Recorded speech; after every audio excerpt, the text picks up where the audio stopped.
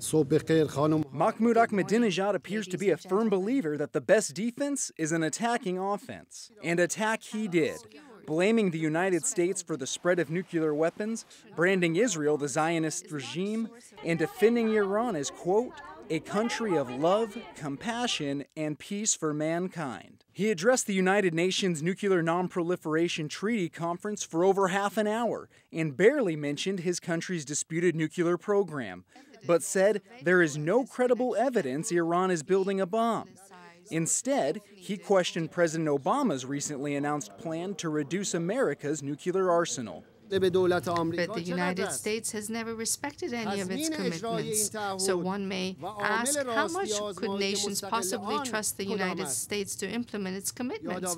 What guarantees are there that it would live up to such commitments? The conference, held every 5 years, is meant to update the treaty signed by 189 nations, but has been overshadowed by Iran's continued defiance of 3 Security Council resolutions, ordering it to stop uranium enrichment and allow inspection of its nuclear reactor in Tehran. At one point, Britain, France, and the U.S. were among several delegations that walked out.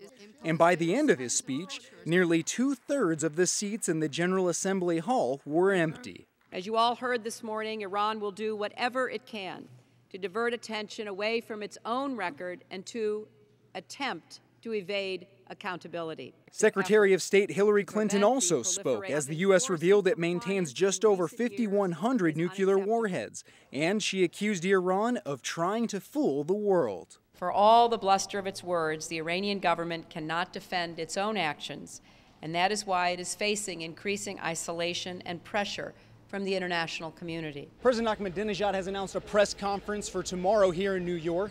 This while the U.S. and the rest of the Security Council are pushing for a 4th sanction against Iran for violations of the treaty. Reporting from the United Nations, I'm Garrett Tenney, Fox News.